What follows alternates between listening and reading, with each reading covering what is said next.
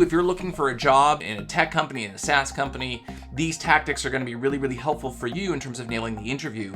And if you are a hiring manager or someone responsible for bringing these folks on board, these tactics are going to be really helpful for you too, because it'll give you some insight into some of the things that you might want to be looking for just beyond the typical standard questions that you might ask. Good to be back, everyone. It's David Premer here from Cerebral Selling, and welcome to another edition of Sales Lab Live. Now, what we're going to talk about today is, I love to talk about, sales tactics and modern selling and so on.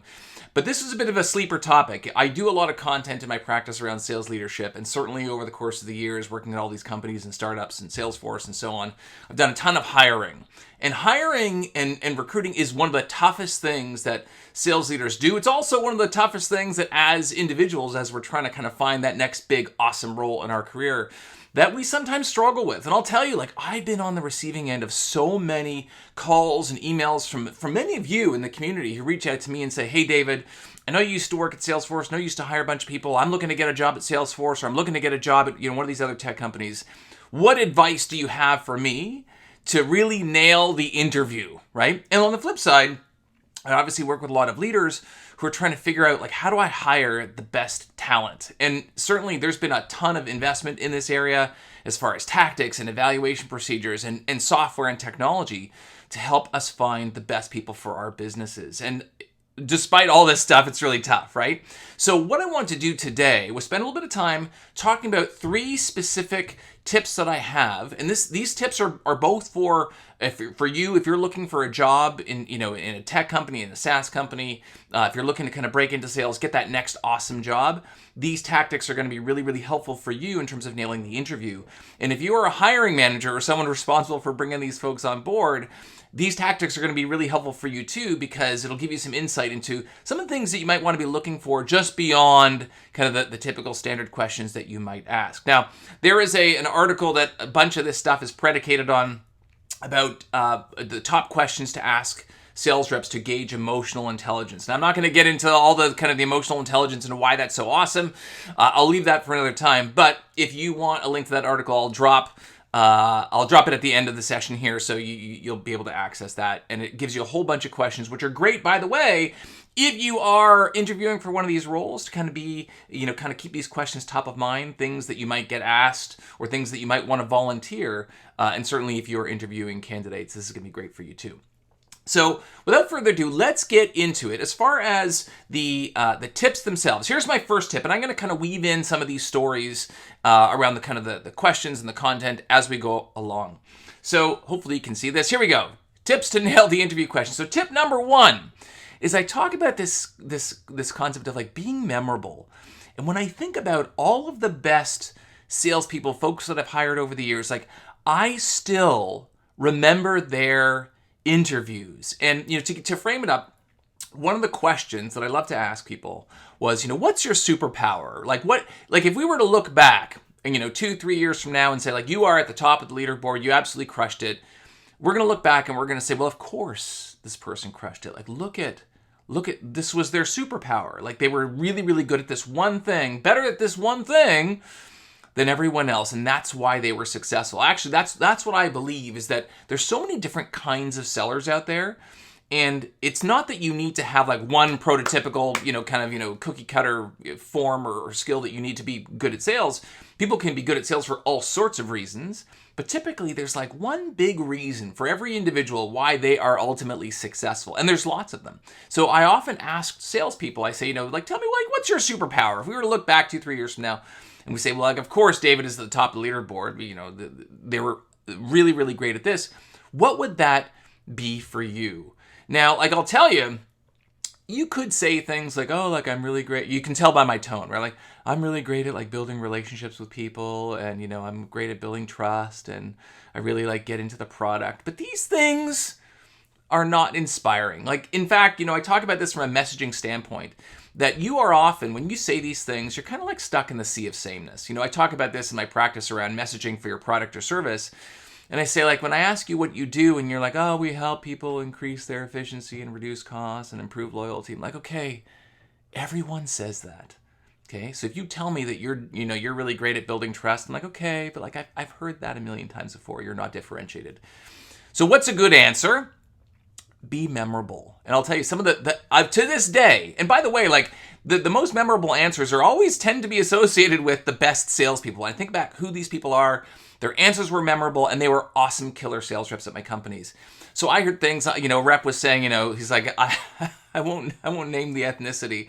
But he's like, I grew up, with my mother, in this particular ethnicity who was on my case all the time. So I can handle all sorts, whatever stress that I'm going to get from, deadlines and pipeline and quotas and customers is nothing compared to what I grew up with. I'm like, I thought that was awesome. I had one of my top reps, I actually talk about this in my book. When I asked him, I said, what are some of your favorite discovery questions to ask customers? And he said, David, I'm happy to share some of the questions I ask, but I'll tell you, one thing I've learned over the years is just because I have questions that I want to get answers to doesn't mean that people are going to answer them, right? And I thought it was so insightful that we come, and this is actually, I talk about this in my practice, we come to our discovery conversations with our customers with a whole list of stuff that we want to know. And on the flip side, our customers are thinking, who the hell are you? And why would I tell you any of this, right? So I love that insight. It was super memorable. I had another rep who I also, I talk about all my favorite reps in my book. I don't mention their names, but I said, what's your superpower? And he's like, I'm like a dog on a bone, tenacious when it comes to pursuing the best fit customers, and I never give up. And then he went on, he's like, I remember when I was a kid and I went on like my uncle's boat one summer, and he was boating and he dropped his sunglasses in the water. And he's like, I just spent 5 hours in that water. Like people thought I was crazy, looking for the glasses. I finally found the glasses. I came out. He was a pale skinned guy. He's like, I was all sunburned. But he's like, I never gave up. And look, it's years later and I still remember that story. And he turned out to be one of our best reps. So think about, number one, how can you be memorable in terms of the answers you're giving? Break out of that sea of sameness. Do not sound like everyone else when you give these answers, and you're going to be able to be in a much better position of differentiation. So that's number one, okay? Be memorable. Number two is I say, do your homework. And it's funny that I say this because I talk about this all the time in my discovery content, right? Like when we reach out to customers and prospects, if we have this horrible, shitty, low value drive-by sales pitch, then they're just going to think like we're like everyone else. Right? And the same thing happens with candidates in an interview process, right? Like we ask people, I'll tell you, so one of the questions that I like to ask, and again, this is going to be in the article that I shared, and I'll share it at the end, around emotional intelligence, which was, you've applied to work here at our company. Look, we're excited to explore this with you. What are some of the things that you think a successful salesperson at our company needs to be good at, right? If you want to be successful at our company, what do you think you need to be good at here? And what I was looking for was some evidence of research, right? Like them knowing what we sold, who we sold it to, the stage of company we're at, right? The level of innovation of our product. So for example, they might say, well, look, typically, I would assume that for, like a young growing company like you with an innovative product that, to be honest, a lot of your target buyers, like if you're selling to CMOs, they have probably not even heard of this kind of category of solution. So I think the thing that your reps need to be, or like a successful rep need to be really good at, is really evangelizing, being the emissary of not just the product, right, but of the problem, and really selling the problem with high conviction to really grab the attention of people in this market. And again, I'm just making this up, right? But that would showcase to me that you've done a little bit of research into our product, into our target buyer. You're referencing those things in your narrative, right? And you're really kind of giving it back to me. You're showing not only that it was a good answer, but you did a little bit of research, right? That little bit of research is so important, right? Because it showcases that you actually gave a shit about interviewing here. I can't tell you how many reps I interview where it's just you get stock answers. Oh, you need to be detail-oriented and customer-centric and build trust. I'm again, see point number one, that is not memorable, right? So being sure to do your homework, and it also showcases to me that number one, did you do your homework? And it showcases that you actually cared about this job.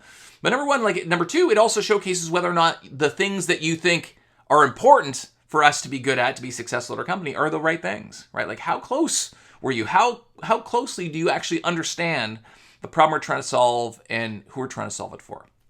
So that's what I'd say. So point number 2 is just make sure that you do your homework and have kind of some of these things prepared. Even, by the way, if you don't get asked these questions, you can naturally, as a candidate, you can naturally bring it up in the interview process as well. Hey, you know what, I was just checking it out online, and kind of what I saw, what I heard, what I've seen is this. And kind of, you know, what I imagine is that you probably have to be pretty good at these things in order to be successful at this company. Is that true, right? Or what does someone at your company need to be good at? What would you say, hiring manager, right, to be successful, right? Here's what I think. What do you think? So again, I'm trying to play both sides of this, both as the candidate and the manager. But I would say as a candidate, you know, nail this stuff. If you're a manager and you're seeing that the candidate really hasn't done much in the way of research into like who the hell you are and how they would even think about selling your product. Again, it's the effort, which is important. Then I might be shying away from this person.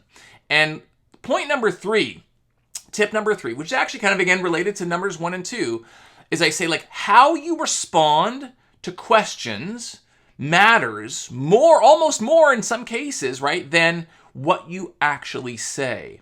And I'll give you an example. So one of the things I talk about in this article, where I talk about like these top interview questions for assessing emotional intelligence, is I say, like, how would you describe what we do as a company in the form of a belief statement? And I talk about this in my content, say instead of saying, for example, well, at Cerebral Selling, we do sales training for high growth B2B tech companies. I might say, look, at Cerebral Selling, we believe that sales is the best profession in the world when it's done the right way.